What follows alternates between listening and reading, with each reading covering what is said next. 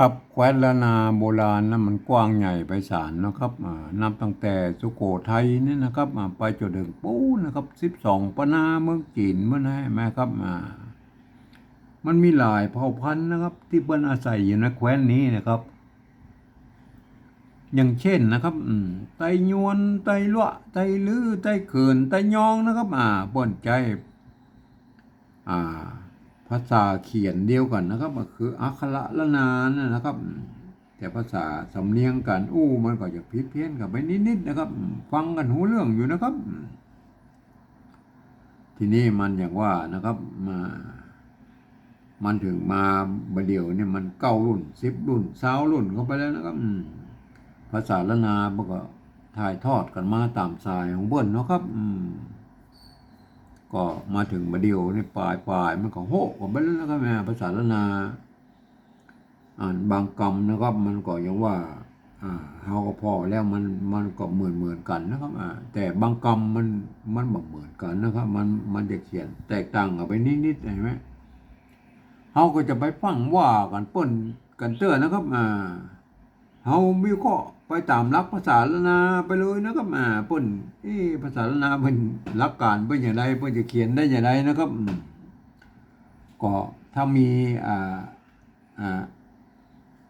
กรรมตัวอย่างนะที่โบราณเขาเขียนไว้ก็ดีนะครับก็ในภาษาโบราณเอามาเปี้ยกันก็ได้นะครับว่าเขียนอย่างไรนะครับอันนั้นแหละครับมันก็จะนั่นกว่านะครับวันนี้มันอย่างว่าเรามาวิเคราะห์กันเลยนะครับมาจะถึงคำว่าได้นะครับได้นะครับได้เสียงโทพิเศษเต็มตัวได้ไหมได้ได้มันต้องไม้ไก่นะครับใจไม้ไก่ใช่ไหมต้องใจไม้ไก่นะฮะได้ตัวดะนะครับ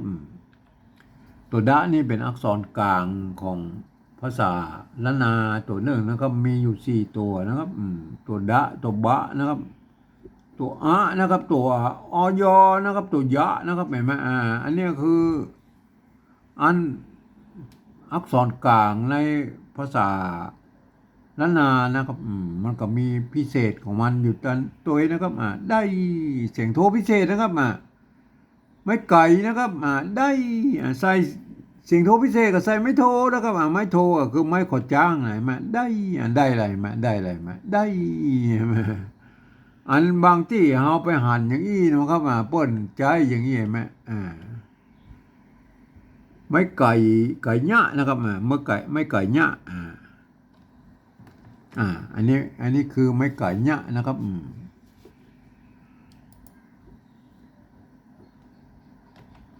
เนี่ยอันนี้คือไม้ไก่เนาะนะครับอันนี้ไม้ไก่ธรรมดาเห็นไหมอันนี้ไม้ไก่เนาะนะครับได้นะครับพวกก็เอาไม้ไก่เนาะเขียนตัวนะมันก็อย่างเงี้ยนะครับ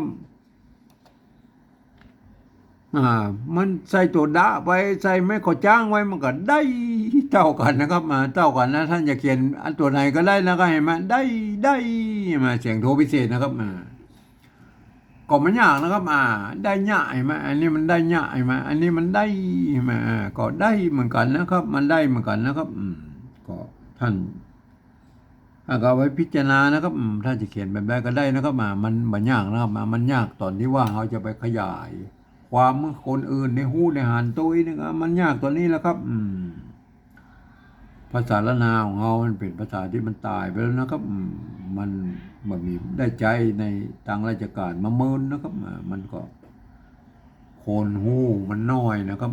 เราจะไปขยายความว่าคนอื่นในหูในหันเราจะต้องเอาภาษาอื่นๆมาเขียนนะครับอันก็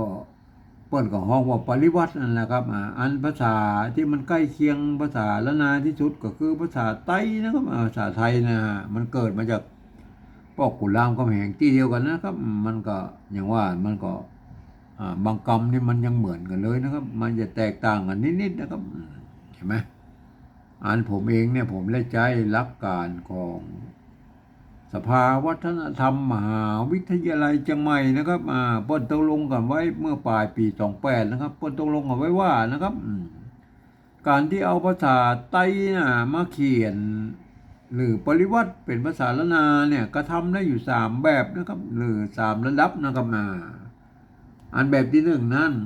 เปิ้นจะเอาไว้ใจเขียนลักษิลาจารึกเอกสารสำคัญต่างๆในโบราณนะครับเฮาบ่อู้ถึงแล้วเฮาบ่ได้ใจนะครับเฮามาอู้ถึงแบบที่สองเลยนะครับแบบที่สองนั้นไหนแม่แบบที่สองนั้นเพิ่นบอกว่าอันเนี่ยแม่อันยืมเอาอักษรไทยนะครับมาปรับเทียบเมื่อเป็นอักขระละนาตำบลนะแล้วก็ประกอบกรรมกันมากับแบบภาษาไทยผสมผสานกันไปนะครับบางครั้งไม้หรือสระมันตรงมาตัดกันก็สามารถบูรณะกำซับได้นะครับแม่คือมันหน้าตามันออกแบบไทยๆนะเวลาอ่านท่านจะต้องอ่านเป็นภาษาละนานะครับแม่อย่างนี้แม่เขานึกเสียว่าอันนี้อันบัจเจไม้สระไอนะมันเขาต้องว่าเป็นไม้ไก่นะครับอย่างเงี้ยนะครับอันแบบที่สามเนี่ยก็อู้ผมกำนะครับเอาแบบที่สองเทียบมาเลยนะครับแม่ปรับเทียบนะครับเอาสระไอเนี่ยมาปรับเทียบมันเป็นไม้ไก่เนี่ยนะเอาตัวดอเล็กนะครับมาปรับเทียบมันเป็นตัวดะนี่ไม้โทนะครับปรับเทียบมันเป็นไม้ขอจ้างเนี่ยได้อะไรมันก็เต้าเอี้ยนะได้อ่านว่าได้นะอันนี้เวลาท่านอ่านเนี่ยอ่านได้เสียงโทพิเศษนะตัวนี้นะเสียงโทพิเศษนะอันท่านต้องหันว่าเป็นไม้ไก่นะตัวดะนะครับไม้ขอจ้างนะครับอันนี้มันอ่านว่าได้นะครับอันตัวที่สองนะครับตัวที่สองนะครับตัวที่สองไม่ไก่นะครับสลายนะครับตัวดะนะครับไม่ขอจ้างนะครับอันนี้มันได้ยะไหมมันมีได้ยะมีตัวได้ยะได้ยะนั่นน่ะได้แน่ไหมก็เทียบมาตามนั้นเลยไหมเปิ้นมีเท่าใดก็เทียบมาตามนั้นแต่อาจจะสามารถบูรณะคำศัพท์มันเป็นได้อย่างนี้ก็ได้นะครับได้ภาษาไทยไหมได้เนี่ยแต่มันบอกควรนะครับเพราะว่าเฮาบอกบูรณะคำศัพท์เหล่านี้มันก็คือเวลาเฮาปฏิวัติกลับไปมันจะได้เป็นได้ยะเนี่ยนะครับแม่เอาอย่างนี้นะครับอันที่นี้ฮานมาอู้ถึงแบบที่สามนะครับแบบที่สามนั้นเปิ้นบอกฟังเอาเสียงภาษาละนาตำบลปุ้นเขียนนะครับแล้วก็เอาภาษาไทยเขียนไปจากนั้นนะครับรับตาให้ก็ได้นะครับเอาภาษาไทยเขียนไปนะครับได้เสียงโทพิเศษนะครับได้เอาภาษาไทยเขียนเลยสะกดเขียนให้ได้นะครับได้ก็เอาดอเด็กเขียนได้ไม่โทรเข้าไปหรอกได้ยังเนี่ยได้ยังอันนี้คนไทยมันอ่านว่าอย่างไรมันอ่านว่าได้ครับได้เสียงโทปกตินะครับมันบ่ได้มันบ่มีนะครับ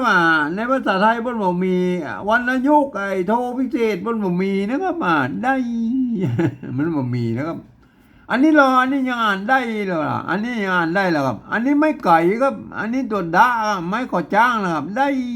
อ่านเสียงโทพิเศษอ่านตามกำเมืองบุญตะบนบุญนะครับอ่านนะลุ่มเนาะอันลุ่มสลายดอเด็กนะครับไม่โทนะครับอ่านว่าได้นะครับได้นะครับเห็นไหมมันเสียงโทปกตินะมันจะได้มันได้เนี่ยแหละมันมีเสียงโทพิเศษแล้วครับผมเองนี่ผมก็จะต้องใจตั้งคนก็จะต้องปฏิวัติกันนั้นนะครับอันวัดพระสิงห์นั่นน่ะเปิ้นบอกว่านะเปิ้นอันเนี้ยเปิ้นฮ้องว่าเสียงตีเพี้ยนนะครับเป็นเสียงตีเพี้ยนนะครับเปิ้นจะใจการเขียนตัวนี้เพื่อเป็นตัวเอียงนะครับตัวเอียงนะครับผมเองผมได้ใจจุดประดับไว้อย่างนี้นะครับได้เสียงโทพิเศษในภาษาปริวัติแบบที่สามเนี่ยนะครับเห็นไหมเอาจุดประดับไว้อย่างนี้นะครับมันหมายความว่านะจุดนี่มันคือวรรณยุกต์โทพิเศษแล้วนะครับแม่คืออ่านเป็นเสียงโทพิเศษแล้วก็จุดเนี่ยนะแม่ก็อย่างเงี้ยนะครับก็แล้วแต่ไผจะไปพิจารณากันนะครับเลยไผจะใจตัวหนาก็ได้นะครับไม่ขีดเส้นใต้ก็ได้นะครับก็ส่วนแล้วแต่ไปกึดกันเอาครับได้อันนี้ตามหลักของตามแบบฉบับของสิงเคอานะครับกินสิงเคอาของผมนี่นะครับแม่เอาจุดประดับไว้มันเป็นเสียงโทพิเศษนะครับได้ได้นะตัวที่สองแล้ว อันที่สองก็ได้นะครับเห็นไหมได้เฮามาพอแล้วตำบลเพิ่นเขียนมาจะได้นะครับได้เสียงโดพิเศษใส่จุดนะครับเห็นไหมจุดนะได้ได้แม่ไอ้ตัวเนี้ยเนี่ยมันเกี่ยวนะครับอันมันเป็นติดมาตอนที่สองมาได้นะครับไอ้ตัวที่สามนี่มันเสียงกระมู้นะครับคนทั่วไปได้อ่านได้เข้ามาอ่านเลยนะคนทั่วไปเข้ามาอ่านนะครับแต่มีกำหนดอยู่ว่าไอ้ตัวจุดเนี่ยมีถ้ามีจุดตั้งหลังนี่ให้ท่านออกเสียงโทพิเศษนะครับโทเมืองนะครับแบบล้านนานะครับได้ อย่างเงี้ยนะครับก็เอาไปพิจารณากันนะครับการที่จะเขียนปริวัติมันก็อย่างว่านะครับภาษาไทยเปิ้นมีห้าเสียงนะครับได้กากากากากาเอกโทติจตวานะเปิ้นมีอ่าตั้งห้าไม้นะครับเห็นไหมเอกโทติจตวาเห็นไหมสี่ไม้นะครับได้พันได้ห้าเสียงนะครับเนี่ยอันภาษาละนาเปิ้นมีไม่เหยาะกับไม่ชัดนั่นน่ะไม่เอกไม่โทแค่นั้นน่ะเปิ้นเปลี่ยนสลับกันเหยาะกันซัดนะครับก็คือเอาอักษรสูงอักษรต่ำนะเปิ้นพันได้หกเสียงนะครับเห็นไหมมันก็อย่างเงี้ยนะครับก็อันเปิ้นในภาษาไทยนะเปิ้นบ่มีวรรณยุกต์โทพิเศษมาฮื้อนะครับมันก็เลยเขียนมาได้นะครับเขียนมาได้เอาภาษาเอาระบบห้าเสียงมาเขียนหกเสียงมันมาได้แล้วก็มันมาได้นะครับท่านจะเป็นด็อกเตอร์ลูกไหนมาก็10ด็อกเตอร์20ด็อกเตอร์มันก็เขียนมาได้ครับมันเขียนมาได้ครับเขียนมาได้เพราะว่ามันมีวรรณยุกต์โทพิเศษนะ ท่านจะต้องไปดัดแปลงเอาคนเดียวนะครับอันแบบที่สองมันก็อ่านได้ไหมนี่เป็นตัวดะนะครับไม้ไก่นะครับไม้ขอจ้างนะครับเนี่ยไหมป้นต้องอ่านว่าได้เสียงโทพิเศษนะครับอันภาษาละนาป้นก็ได้ตัวแรกมันได้ธรรมดาอันหลังมันได้เนี้ยใช่ไหมได้เสียงโทพิเศษใช่ไหมได้ป้นออกเสียงโทพิเศษแล้วครับได้โทเมืองโทพิเศษครับก็เอาไปพิจารณากันนะครับเสียงโทพิเศษเนี่ยท่านจะปฏิวัติกันแบบใดหรือก็สุดแล้วแต่นะครับเป็นเอกสิทธิ์ของท่านนะครับท่านจะเขียนอย่างไรก็มันมีไผว่าแล้วนะมันส่วนตัวนะครับแต่มันอย่างว่านะคนอ่านเพื่อจะพอออกนะครับว่ามีความสามารถที่จะบรรยายให้คนอื่นได้รู้ได้หันตัวได้อย่างใดนะครับครับวันนี้ผมก็ขอบรรยายเพียงแค่นี้นะครับ